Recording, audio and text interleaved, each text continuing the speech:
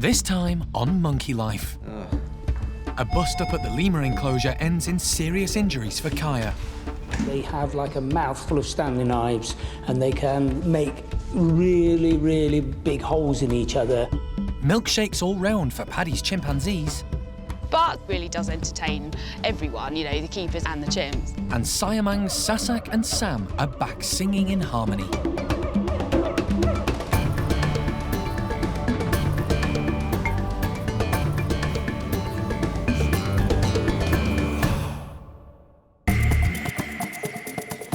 Monkey World, tucked deep in the English countryside, is the largest sanctuary of its kind on the planet. The team, led by Dr. Alison Cronin, rescue and rehabilitate abused and neglected primates from all over the world. I think this one's a little boy, and I think that that one over there might be an older lady, so we might have a pair already. The park provides a home for more than 240 monkeys and apes, and the aim is to give them as natural a life as possible.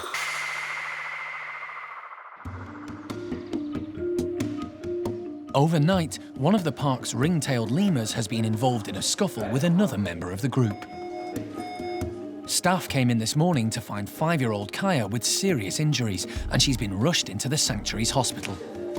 We're not really quite sure what's happened. We thought they'd be all right, but when we caught her up to have a closer look, they turned out to be much more nasty than we thought. So unfortunately, we're going to have to stitch them, so that's what the plan is today. Once Kaya is anaesthetised, vet Thésar Sastre can start to check just how badly she's been wounded. Lemurs might appear harmless, but their teeth can do a lot of damage. You don't want to get too close to them. They have like a mouth full of Stanley knives and they can make really, really big holes in each other for no apparent reason. They're just very, very, very dangerous animals. Just like any other wild animal, they should always be treated with caution.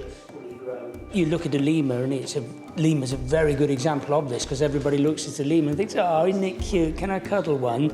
I don't think so. Kaya came to the park in 2008. She was rehomed from Belfast, where she'd been living with Adrian and his family since he bought her from a British breeder. But they soon discovered that keeping a primate as a pet isn't a good idea. Kaya didn't fit into our life at all. We had to fit around Kaya, and the older she got, the harder it got.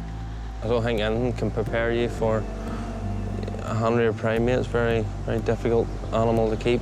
Lemurs don't make good pets. They look cute, but they're not. End of. You don't need to discuss this any further than that. They might look cute, but they're not. Because she'd never lived with her own kind before, at first, young Kaya was lacking in lemur etiquette, and it took a while for her to fit in with the rest of the group. Great, that's better. No one knows who injured Kaya last night, but stitching up her wounds is going to be a tricky job. The head towards me, that's it. Her injuries are more extensive than they first realised. The rip to her abdomen is 3 centimetres long. And there's more to come. Oh. Yeah. I didn't see that guy.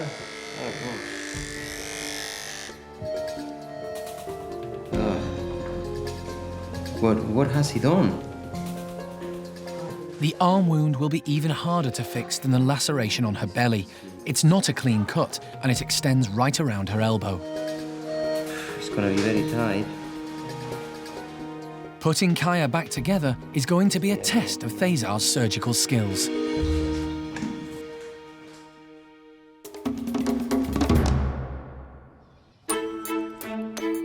It's still early, and at the Siamang Gibbon house, Kat is preparing a nutritious start to the day for another primate not long out of hospital and her mate. I'm just putting some breakfast in just now so that they can come back in and get warmed back up with their breakfast. And then it was just nice for them to have it inside. Siamang's Sasak and Sam are never far apart. Come on in, guys! Breakfast! Sasak's got a hearty appetite now, But it was a different story just 4 weeks ago when she had to be anaesthetised for a series of urgent medical investigations. She'd been off her food and was very lethargic. The team were worried that there was something seriously wrong with her. Right. But the tests were inconclusive and the cause of her sickness remained unknown. If that was a big impaction, then you should be able to feel it. Since then, they've been giving her a number of food supplements. Interesting. As we are very unsure of what actually was going on with Sasak, we're actually giving her a few extra supplements at the moment as well. One of them is just a multivitamin that just makes sure that if she's got any low levels of vitamins and minerals, that'll just boost that. And also we did see some strange liver function results in the blood test. So we're also giving her milk thistle, which again will just help with that liver function and hopefully improve her overall condition. Sasak's been steadily improving. Good girl, go on then. Now that she's eating well again, she's been given plenty of extra protein to help her regain the condition she lost. The gibbons are not really partial to insects. Some of them will take the occasional one from us, but Sasak really does enjoy them, and particularly the locusts. She really does stuff them in, so yeah, she likes it, so we don't care. We just keep giving her it. There's no sign of her mystery sickness now. Now she's basically back to being Sasak that we know and love. She's energetic, she's enthusiastic, she's hungry. She's out with Sam outside in the enclosures, doing what she needs to be doing on a daily basis. So we think hopefully she's turned the corner and she's back to full health now. Sam was lost the day his beloved Sasak was in hospital and he was left alone. But now their duet is echoing around the park again, and unusually, they're not high up in the trees. Well, the Siamangs, like all gibbons, they do like to go right up into the tree canopy when they're singing. That helps to really boost that sound and throw it out right across the territory. However, today, the sun's not really hitting it. It is hitting this lovely spot down on the ground and reflecting off the fence as well, so it's probably nice and warm down there. They definitely want to sing and let everybody know they're here, so they've just decided to do it on the ground for a change. After their recent fears for Sasak's health, the team can relax and enjoy the performance. It is such a relief to see Sasak back outside with Sam, to see her back to the way she was. She had us all really, really worried for quite a few weeks there, and it was, you know, a big concern for us. So seeing her back the way she is, it's brilliant news. It's fantastic for us.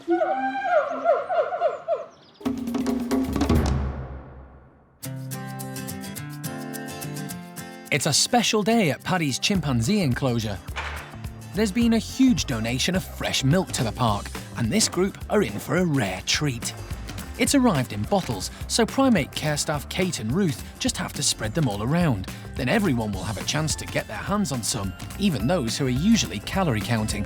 The chimps sometimes get milk. We usually give it as a supplementary item to some of the ones that are lower in weight. So obviously some of the big ladies in Paddy's group, they don't normally get it. And often the ones that would get it would only get it in cups. So it's completely novel to have it in a bottle. So for those girls that don't get it, it's going to be extremely exciting for them. Getting into the containers will be as much fun as drinking what's inside. We like to make things a little bit more difficult for them, so we're leaving the milk in the bottles. Usually the chimps' technique to get them out is to bite the bottle open, so I should imagine that'll be a surprise when the liquid flies out. Bottles in place, it's time for some action. Let's let them out, see what they think.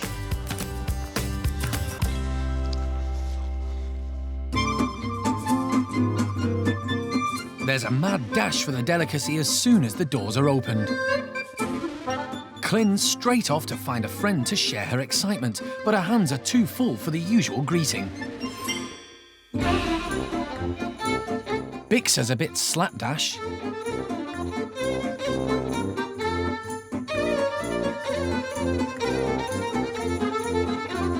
But not a dribble from careful Kay. And there's no diet for Susie today. It's really interesting, actually, how they're opening the bottles. Usually when we give them enrichment, they just rip everything open, but they're so carefully turning the caps and then just pouring it and putting it down. It really surprised me, actually.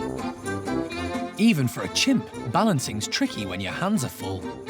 We've put out a large volume of bottles so that we can guarantee that everybody has got some. But too much is never enough for some folk. We've got a few individuals that are making the most of today. Beth being one of them, who's got both hands and feet with bottles and one in mouth. There's still enough for even the low rankers to make the most of. He became straight out and took a whole bottle and sat and drank a whole bottle. Pepper got 2 on the way out behind the mound. Eddie didn't to start with, but she's got one now. Clyn's obsessed with gathering up all the bottles she can, even from right under Gamba's nose. She came from a laboratory in France, and we're led to believe that she was starved for a period of time, or food was restricted in some way. So when she arrived here, she used to store or hoard food in case she didn't get any more. So obviously when we do put out anything in a large volume, like we've done this morning, she's grabbed as many as she can, so she'll probably keep those bottles in some way on her, near her, for the rest of the day.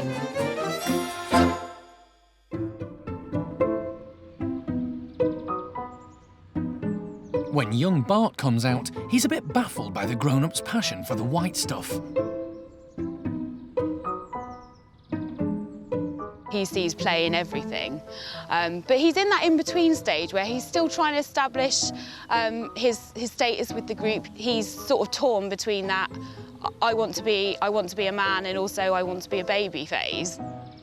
There's nothing macho about the way he's getting into these bottles.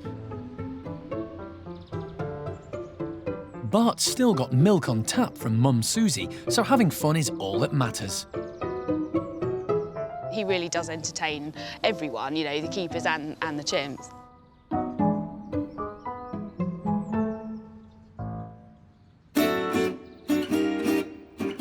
It's not long before nearly everyone is completely full up.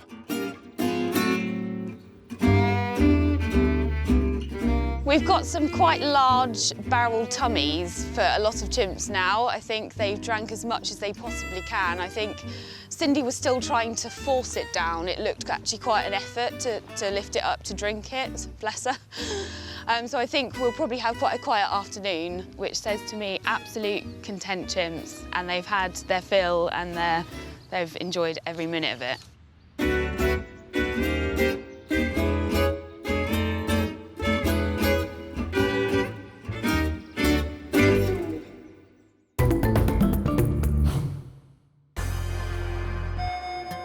At Monkey World's hospital, ring-tailed lemur Kaya is on the operating table. She has several serious wounds after a fight with another lemur. It's not the first time Jeremy has seen such injuries. That isn't atypical of lemur wounds because they just have this ability, and really it's been in the wrong place at the wrong time. Now we've got close-up and personal with the wounds. It doesn't surprise me at all. I've seen as bad. And it's just what lemurs do. To minimise the risk of infection, Tracy cleans the gashes whilst veterinary surgeon Thazar gets ready for a difficult session. Have you got kidneys and sterilised kidneys? Sterilised? Yeah. Kaya's going to be anaesthetised for much longer than they first thought. The belly wound has gone through several layers. The muscle was damaged, so there was a bit tear there, which has been stitched up now, and is pretty much closing by layers. The problem with these wounds is that they are very, very dirty by nature because they have loads of hair inside, which is what we've been trying to clean for how long? Half an hour, an hour? When Thazar moves on to repairing Kaya's arm, he faces a massive challenge. Right, so for this, I'm going to need to tie somehow. The razor-like teeth that slashed her flesh have left rough, jagged edges. Added to that, the skin is much tighter at a joint than on her belly. With such an active young animal, there's a risk she might split her stitches once she's awake. There's too much tension, the skin is in too much tension because I've stitched up the other side. Yeah. I think it's gonna open but if I want one to open, it's this one, not the one in the elbow. So, providing the other one stays fine, I would be pleased. Kaya has been on the operating table for almost 2 hours, but it's gone well, and as he nears the end, Thesar is optimistic. I don't see any reason to have any problems in the future, because it hasn't affected nerves, it hasn't affected joints. We are not in the joint, it's just muscle tears, so it should be fine. While she's still asleep, they take a blood sample for future checks and record her weight. 2.7. She's waking up. It's a promising sign. Take the tube. She hasn't coughed, but she's... That's fine, I was cooking it now. Let's put it back in the... Yeah, you gotta put it on here.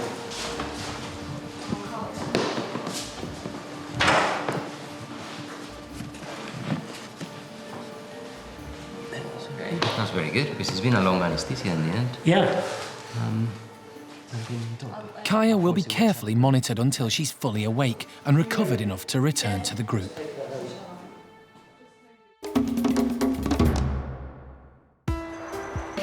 It's 6 months since Marmosets Rattler and Taya arrived at the park. They're barely recognisable as the same undernourished primates that were rescued from the squalor of a flat in Plymouth. The Marmoset's home was a length of plastic tubing suspended beneath a curtain rail. When Alison and RSPCA inspectors went in, it hadn't been cleaned out for days, and there were feces, dead insects, and cigarette butts all over the flat. They urinate in this plastic pipe here, and yet their food's put in there, so they have to walk through their urine and feces to get to their food. Taya was just a few months old. She had to compete for food with much bigger Rattler and would get knocked to the floor. Come on. She's about to get thumped by him. Yeah. He's gonna take it. Come on. Come on. I can't sit enough at the moment, and I'm not very happy. I'm gonna caution you, okay? Yeah, well.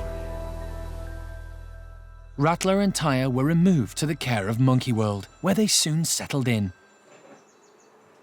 With a healthy diet and correct supplements, they've put on weight, and now they're healthy, well-adjusted characters. Today, Alison is travelling back to Plymouth as an expert witness in the court case against their owner. The gentleman really didn't know what he was doing or what the Marmoset's needs were, and it was about the worst circumstances that we've ever collected common Marmosets from the British pet trade, from the worst that I've ever seen. The RSPCA are prosecuting Rattler and Taya's owner for cruelty. If the case goes against them, the two little primates could be returned to their previous owner under terrible conditions again. And there's no knowing what the outcome will be. But suddenly, partway through the proceedings, there's a commotion. Any comments, sir? And the defendant rushes out of the courtroom and makes off on his mobility scooter. In his absence, he's found guilty of 10 charges of cruelty and banned from keeping primates for life. Good for Rattler and Taya, which is what I'm here for today, so we're really pleased that they have their future secured now. It's the best possible result for the two Marmosets, who can now spend the rest of their days at the sanctuary.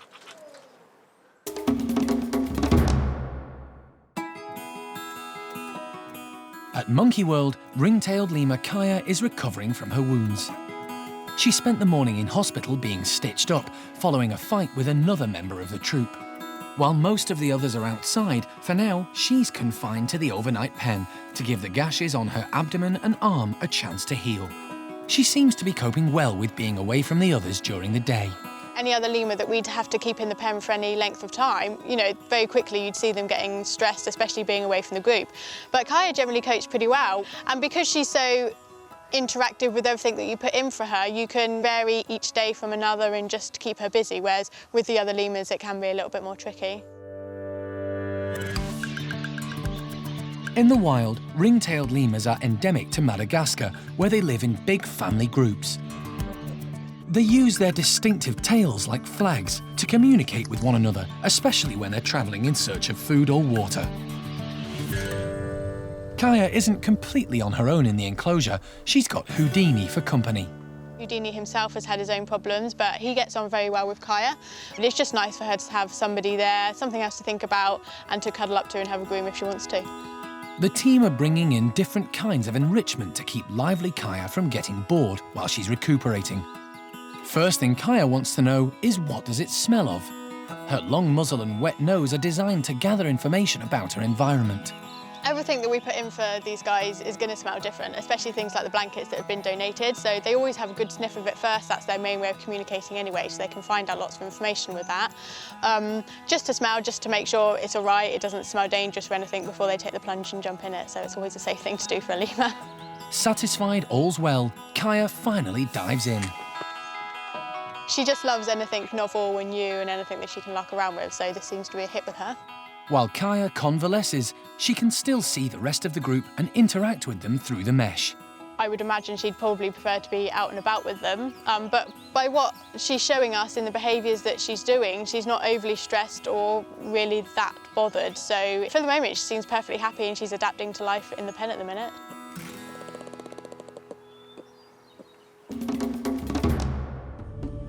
Next time on Monkey Life, the park bids an emotional farewell to its first hand-reared woolly monkey.